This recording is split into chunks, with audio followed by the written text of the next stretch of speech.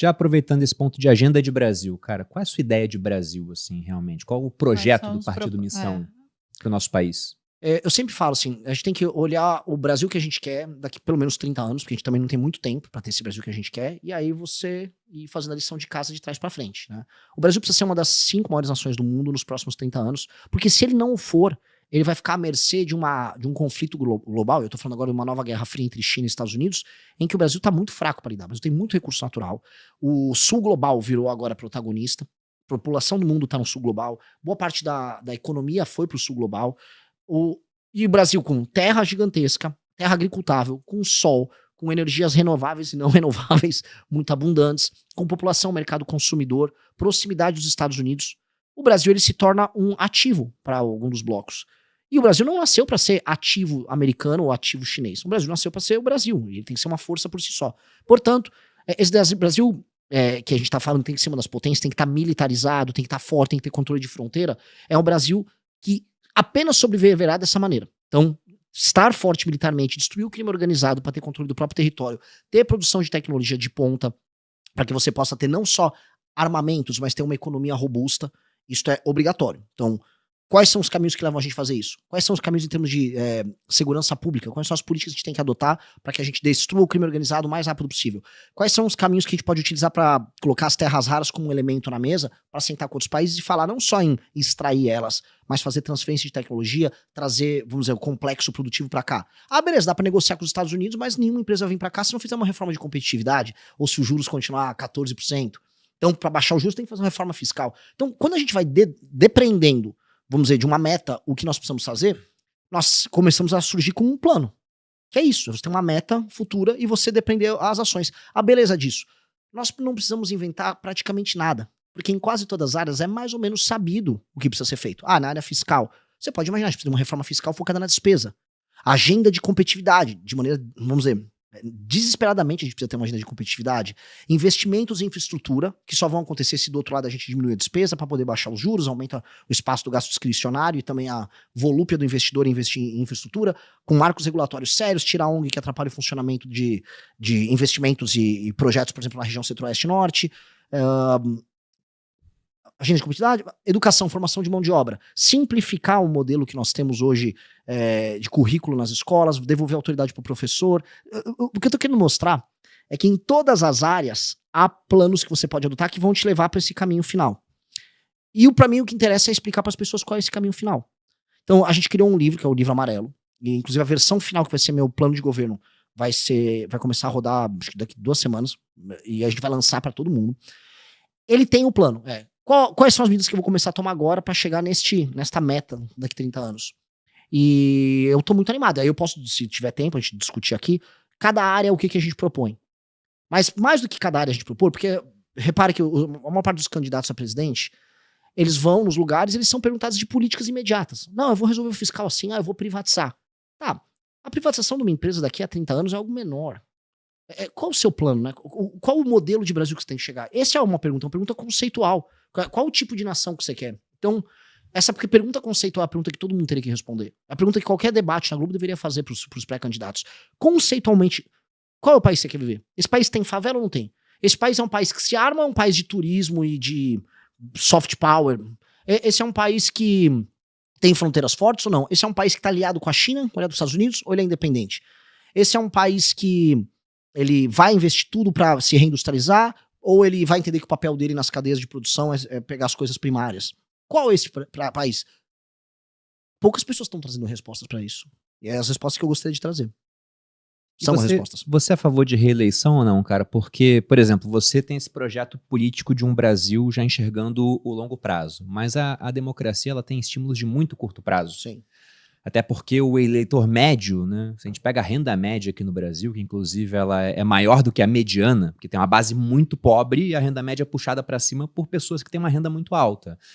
Então é um país que a gente fala, pô, o Brasil é um país rico. Não, se você olha a renda per capita, a gente não é um país rico, a gente está longe dos países ricos, inclusive eles estão abrindo vantagem contra o Brasil. E aí para um político, costuma ser muito mais interessante fazer políticas de curto prazo, gastar bastante agora, se endivida, porque essa dívida, o Lula está se endividando pra caramba agora, a dívida em percentual do PIB chegou a 80% já. Não é ele que vai pagar essa dívida. Isso aí vai ficar para os concorrentes dele no próximo mandato, se ele não for eleito, por exemplo, ou daqui a muito tempo quando for vencer. Então o estímulo é sempre gasta agora e o problema fica no futuro para os nossos filhos e netos pagarem. E aí essa discussão, a reeleição ela é ruim porque o cara vai lá, ele abre o cofre no último ano de governo para conseguir a reeleição. Coisa que está acontecendo agora, mas não é só uma política do PT. Se você pega o governo Bolsonaro, fez a mesma coisa, e outros governos fizeram a mesma coisa. Então é meio que um modus operandi, o brasileiro aceita isso como normal. É pragmatismo, né? Isso é o normal. E aí acabar com a reeleição seria interessante porque acaba com essa dinâmica, ou é pior porque antes o cara tinha 8 anos para fazer um projeto de Brasil, se ele tivesse realmente um projeto. Né? Alguns não têm. Mas se ele tivesse, e serão só 4 ou 5 se a gente aumentar um ano para poder fazer esse fim da reeleição. Falando primeiro da ideia, você tá certíssimo. E isso se dá porque existe uma dependência muito grande do cidadão do Estado para sobreviver. Portanto, você fazer essas políticas de ano eleitoral, que todos fazem, são políticas que impactam muito rápido esse eleitor que tem uma dependência, ou, sei lá, do dinheiro que vem direto do poder público, ou, sei lá, por exemplo, no Brasil, o governo faz preço. Quem faz preço, sobretudo, até o mercado imobiliário, é o governo. Todo mundo depende, assim, sei lá, o real é baseado na pesquisa eleitoral. Né? A coisa não é apreciada, vamos dizer, por outras razões. Isso é muito complicado. Então, conforme a gente tem uma economia que é muito dependente de decisões políticas, portanto, os políticos usam isso como estímulo. Isso é grande para presidente da República? Sim. Para prefeitos é 10 mil vezes pior. É 10 mil vezes pior. Então temos que ter 2 soluções. Eu acho que para os principais cargos do Brasil tem que proibir reeleição. E aí você pode aumentar o mandato para o cara conseguir ter uma continuidade. Isso é infelizmente, enquanto o Brasil continuar sendo um país em que as pessoas dependam demais do Estado para tomar suas decisões políticas, isso vai ter que ser feito, especialmente para governadores e presidente da República. Agora, para prefeitos, a gente está com uma ideia, que é uma ideia baseada em experiências que tem no Japão, experiências que tem na China, que é o que a gente chama de lei de responsabilidade gerencial, que é o seguinte, cara, não existe, até para distribuição normal de inteligência, não existem prefeitos capazes de implicar políticas públicas em tantas cidades. Tem tão pouco corpo técnico. Tô sendo bem sincero. Ainda mais em municípios pequenos. E muito pobres. Não tem. Os caras que administram as cidades nos interiores do Brasil, se apertar direitinho, talvez escreva um parágrafo. Eu tô falando assim, um nível bem pedestre. Esses caras, no fundo, eles formalmente têm que ser eleitos para administrar as cidades deles, teve uma eleição e tal, mas na prática, as políticas públicas têm que vir como um pacote que vai ser aplicado. E eles só vão aplicar. E tem que ter um fiscal que vai checar a aplicação com os KPIs, que é o que a gente quer aplicar. E assim, você tem um município, você ganhou a eleição para prefeito, se o município ele tá, sei lá, 20% abaixo da média do IDEB, ele vai ter que ficar no mínimo 10% abaixo até o fim dos 4 anos. Ponto. Se ele não ele tem que aumentar a arrecadação desesperadamente, ele tem que aumentar a atividade econômica no município, ele tem que elevar a taxa de cobertura de saneamento básico. Esses indicadores são obrigatórios. Hoje não tem. Hoje um prefeito não precisa cumprir indicador nenhum e ele concorre à reeleição. Então o que acontece? Se esse prefeito ao longo dos 4 anos ele não consegue atender esses indicadores, o mínimo do mínimo do mínimo, ele fica inelegível por 8 anos. E, paralelamente, o dinheiro do Fundo de Participação dos Municípios ele tem que ser condicionado por um comissariado que precisa ser criado, que vai determinar, não, você está aplicando essa política, você está aplicando a política, está funcionando, vai o dinheiro. Se não está aplicando a política, ou se o dinheiro está sendo desviado, ou se está sendo altamente ineficiente, segura o dinheiro. Aí segura o dinheiro até... Aí tem que ter uma medida jurídica, que é a legislação que a gente está criando, ela prevê isso, em que aí o comissário faz a aplicação do dinheiro no município. O prefeito continua lá, sendo o prefeito popular, que o povo gosta. Mas as políticas que ele vai adotar, infelizmente, hoje, ele nem sequer vê como prioridade, nem tem condições técnicas de fazer. Então você vai ter que trazer material humano para administrar os municípios. Para fazer isso, você tem que diminuir o número de municípios. Leva o material humano, coloca os KPIs, e aí a gente começa a fazer esses municípios pequenos, que vivem do dinheiro das pessoas produtivas, eles serem administrados à moda dos lugares produtivos do Brasil. E com critérios muito claros. O principal deles, você vai ter que gerar arrecadação por aumento da atividade econômica. Ponto. Vai ter que se picar. Se é prefeito, a primeira coisa que você tem que fazer é como eu gero atividade econômica. Porque não dá para ter um município que não tem atividade econômica. Ele é um não município. A ideia da própria cidade, a ideia da polis grega, é uma ideia de que ela é quase autossuficiente. E, pô, um município que não é autossuficiente em absolutamente nada, ele não é um município. Ele é tudo menos uma cidade. Quer dizer que se eu parar de mandar dinheiro para ele, aquele município todo mundo morre de fome. Então temos um problema claro. Então, Nós temos que resolver, para não deixar que as pessoas literalmente morrerem de fome, nós temos que ter uma transição em que aqueles municípios eles se tornam municípios autossustentáveis e as pessoas se tornam autossustentáveis. Uns indicadores obrigatórios, número de pessoas no Bolsa Família. O prefeito tem que terminar o mandato dele diminuindo. A gente tem que começar com os prefeitos, depois com os governadores. Um governador do Maranhão tem que terminar o mandato dele, tem menos pessoas no assistencialismo. É isso. Porque aí eu não preciso mandar tanto repasse de Santa Catarina pro Maranhão. E aí Santa Catarina pode fazer mais estradas, que tá faltando estrada lá. São Paulo pode investir na desfavelização. Assim a gente resolve a federação.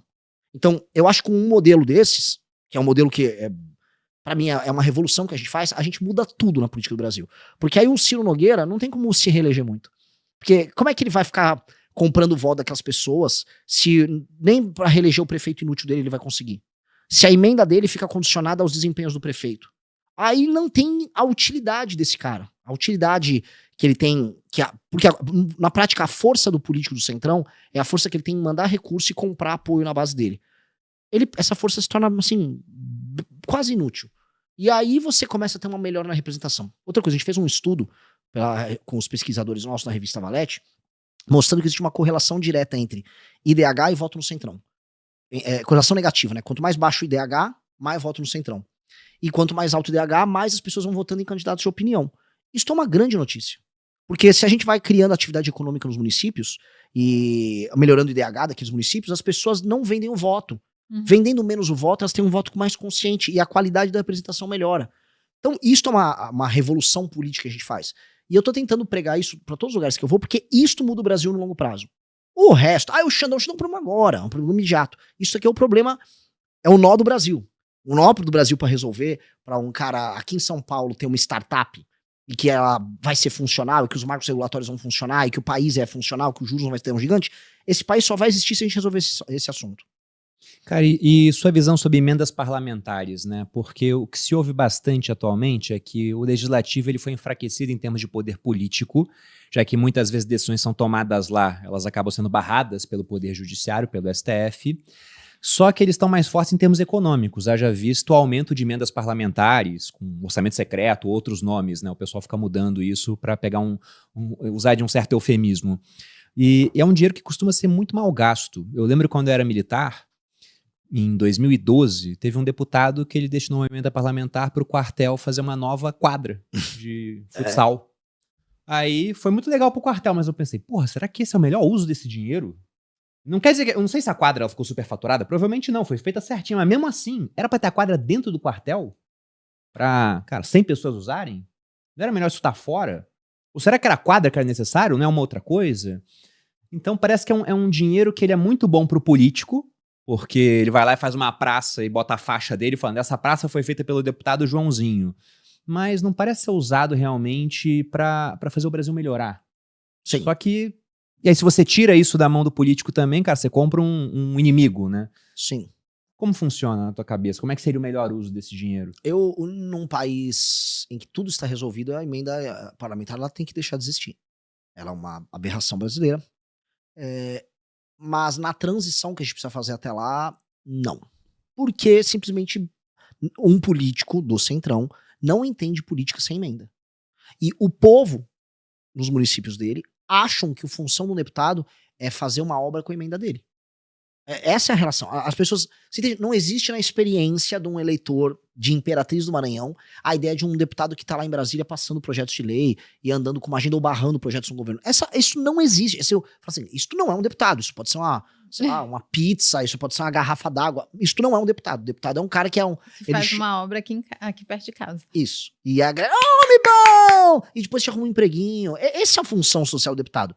A gente vai ter que fazer uma transição de um modelo que é coronelista do século XIX, porque isso aqui é um modelo do século XIX, que o político ia lá, aquela coisa meio Dorico Paraguaçu, eu gosto do meu povo aqui, toma aqui, ó, vai fazer a feira com esse dinheirinho, toma umas telhas pra tua casa.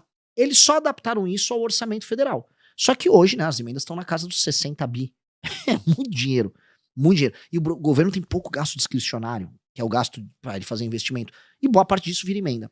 Acho que, primeiro, a gente começa pelos municípios, e aí a gente condiciona as emendas a atender às políticas públicas determinadas pelos indicadores de desempenho. Então assim, cara, você quer inaugurar uma praça? Você não vai inaugurar uma praça. Agora sim, aprenda a ganhar voto inaugurando as manilhas de esgoto que a gente vai fazer aqui. Se vira. E você também não vai desviar esse dinheiro, senão você vai muito preso. Agora, tá aqui, nós vamos fazer, ó, você vai precisar mandar um dinheiro, ó, eu vou precisar fazer aqui uma UBS, aqui. Tá, vai fazer UBS, não vai ter desvio de dinheiro pra fazer UBS, vai dar tudo certo, você inaugura a UBS. Mas não vai ser uma UBS inútil, que você só faz pra falar que eu inaugurei a UBS. Vai ser a que no planejamento é necessária pra ter nesse município. E vai ter que ser isso, infelizmente. Entendeu? Então, porque no fundo, o que o político quer com a emenda? Ele quer desviar o dinheiro e quer encontrar o eleitor. E falar pro eleitor que ele é muito bom. A gente vai proibir ele de desviar o dinheiro e a gente deixa ele encontrar o eleitor. Ah, pronto, encontra o eleitor. Oh, você é bom, homem é bom. Até a gente alterar a correlação de forças do Congresso e acabar com essa babaquice. Fala, meus queridos, aqui quem fala é o Alan do canal Inevitável Cortes, e no meu segundo mês postando cortes aqui no YouTube de figuras do Partido Missão e do MBL, eu faturei cerca de 25 mil reais, ou um pouquinho mais de 4 mil dólares. E se você tem interesse em estar criando o seu próprio canal de cortes, eu preparei um treinamento 100% focado, mostrando o passo a passo para você estar conseguindo fazer seus cortes de figuras do Partido Missão e do MBL. Para acessar o treinamento é só clicar no primeiro link da descrição ou ler o QR Code que tá aparecendo aqui no meio da tela agora. E se você gostou desse vídeo, não se esqueça de deixar o like e se inscrever no canal. Te vejo no próximo vídeo.